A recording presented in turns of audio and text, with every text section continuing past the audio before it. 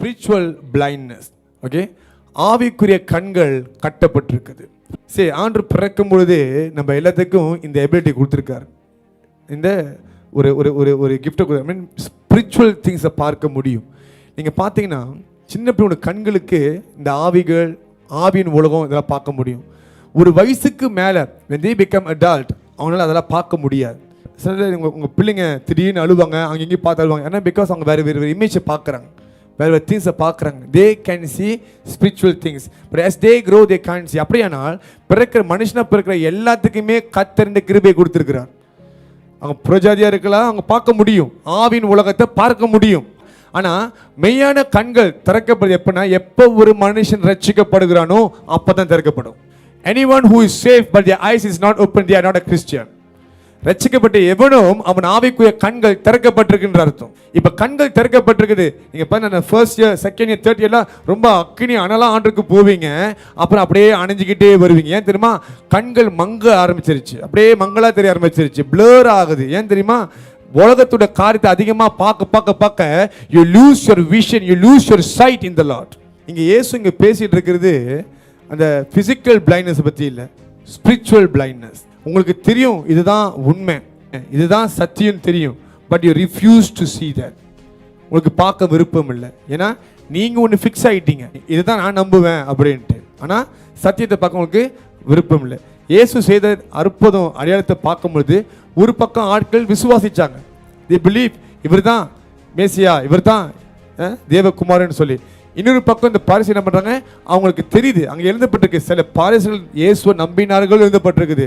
ஆனால் நம்மளை பகைச்சிருவாங்க, நம்மளை ஒதுக்கி வச்சிருவாங்கன்னு பயந்துக்கிட்டு அவங்க என்ன பண்ணுறாங்கன்னா இயேசுவை நம்பாமல் இருந்தாங்க. இதுதான் ஸ்பிரிச்சுவல் பிளைண்ட்னஸ். உங்களுக்கு உண்மை என்ன நல்லாவே தெரியும், எது சத்தியம் நல்லாவே தெரியும், but you refuse to believe, you refuse to see that. இயேசு வந்தது நம்ம கண்களை திறக்கிறதுக்காக, என்ன பண்ணுறதுக்கு? ஆவிக்குரிய கண்களை திறக்க. ஆனால் இவங்களுக்கு ஈகோ, இறங்கி வரலாமே அப்படின்னு கிடையாது. இல்லை, இயேசு ஒரு துக்காங்கையு, அவர் ஒரு கார்பெண்டரு, அதுவும் இல்லாமல் அவர் பிறந்த ஊர் வந்து சரியான ஊர் இல்லை, அது இதுன்னு சொல்லி அவரை ஒதுக்கி தான் வச்சாங்க தவிர்த்து அவர் சொன்ன சத்தியத்தை ஏற்றுக்கொள்ளவே கிடையாது. This is the real problem with Christians today. கர்த்தர் எல்லாத்துக்கும் கண்களை திறக்கிறதுக்கு கிருபை கொடுத்திருக்கிறார். பட் நம்ம என்ன பண்ணுறோம்? பிடிவாதத்தினால கண்ணை கட்டி வச்சிருக்கிறோம். as much as you refuse to see, that will delay the process. அது தாமதிக்கும், ரொம்ப இழுக்க ஆரம்பிக்கும். நீங்கள் புரிஞ்சுக்கணும், நீங்கள் சந்திக்கிற ஒவ்வொரு காரியத்தும் இது மனுஷன் மாம்சம் என்று பார்க்காம இதுக்கு பின்னாடி என்ன செயல்படுது, என்ன நடக்குது, ஆவில என்ன நடக்குது, இதை நீங்கள் புரிஞ்சுக்கிட்டீங்கன்னா you will be an overcome. Why the battles in your life is very tough for you? ஏன் உங்கள் வாழ்க்கையில் யுத்தங்கள் ரொம்ப கடினமாக இருக்குது, ஏன் கஷ்டமாக இருக்குது? Because you refuse to see spiritually. ஆவிக்குரிய ரீதியில் பார்க்க உங்களுக்கு விருப்பம் இல்லை. நீங்கள் சொன்னாலும் இதவே நீங்கள் சொல்கிறீங்க, பேயின்னு சொல்கிறீங்க, பேய் இல்லை இல்லை நீங்கள் தான் பண்ணுவாங்க. பட் அதுதான் உண்மை, அதுதான் உண்மை. Is a spiritual blindness. You refuse to see why it's happening. ஆவிக்குரிய கண்கள் திறக்கப்பட்டுச்சுன்னா விசுவாசம் தளராமல் இருக்கும், கொஞ்சம் கூட ஆடாது. You will be firm. You will trust upon the Lord. கர்த்தரை நம்பி உறுதியாய் நிற்பீங்க. சத்ரு அவன் பொய்யன், அவன் ஏதாவது ஒரு வகையில் வந்து உங்களை மெனிப்புலேட் பண்ணுவான், திசை திருப்பி விடுவான். அவனுக்கு தேவையில்லாம் ஒன்று தான், உங்கள் நிம்மதியை கெடுக்கணும், உங்கள் விசுவாசத்தை உடைக்கணும். திருடன் திருடவும் கொள்ளவும் அழிக்கவும் தான் வருகிறான். ஸோ இந்த விசுவாசத்தை காத்து கொள்றதுக்கு ஒரு மெயின் வே என்னன்னு பார்த்தீங்கன்னா, your eyes must be spiritually open. உங்கள் ஆவிக்குரிய கண்கள் திறந்திருக்க வேண்டும். Only if your eyes is open you can look into the heart. உன் கண்கள் திறந்திருந்தால் மாத்திரம்தான் நீ உள்ளத்தை பார்க்க முடியும். உன் கண்கள் கட்டப்பட்டுச்சுன்னா நீ வெளி தோற்றத்தையும் செயலியும் பார்த்து இடம் போடுவ. Today many prophets are like that. They judge things based on the action. They judge things based on their actions. Samuel தீர்க்கதரிசி நல்ல ஒரு மேஜர், அவனே இந்த மிஸ்டேக் பண்றான், அவனே இந்த தப்பை பண்றான். சத்தமா சொல்லுங்க ஹல்லேலூயா. ஏன்? ஆவிக்குரிய கண்கள் திறக்கப்படல.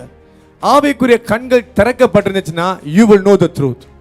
See, it's a great battle for us to have our eyes open all the time.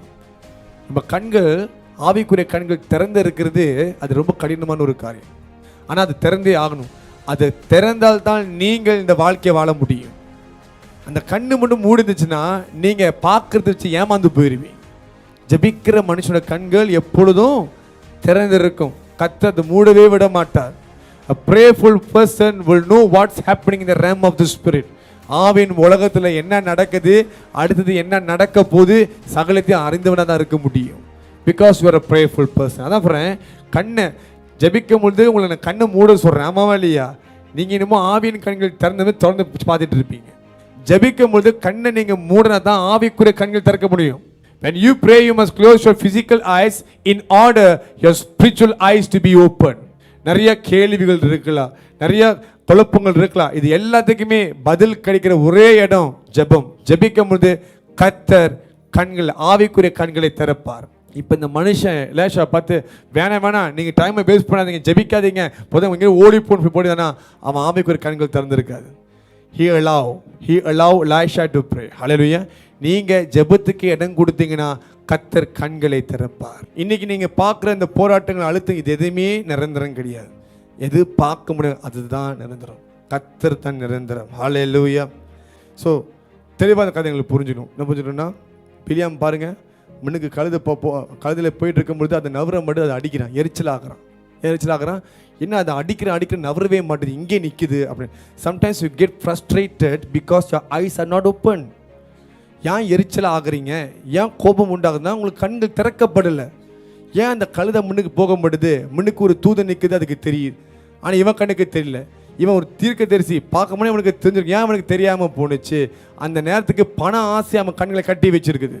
When you allow yourself to get connected to this world, உலகத்தோடு நீங்கள் கனெக்ஷன் அனுபூதி கொடுத்தீங்கன்னா உங்கள் கண்கள் கட்டப்பட்டிருக்கும். If you disconnect yourself from the earthly things, you will be having your eyes open spiritually. நீங்கள் உங்களை அந்த உறவை நீங்கள் அறுத்து விட்டீங்கன்னா, உலகத்தோட உறவை நீங்கள் அறுத்து விட்டீங்கன்னா உங்கள் ஆவிக்குரிய கண்கள் திறக்கப்பட்டுரும். Because God will never waste his time on someone who doesn't want to be connected to him. அவர் நேரத்தை வீணாக்க மாட்டார் நீங்கள் கனெக்ஷனை கூட வைக்காட்டினா. ஹல்லேலூயா.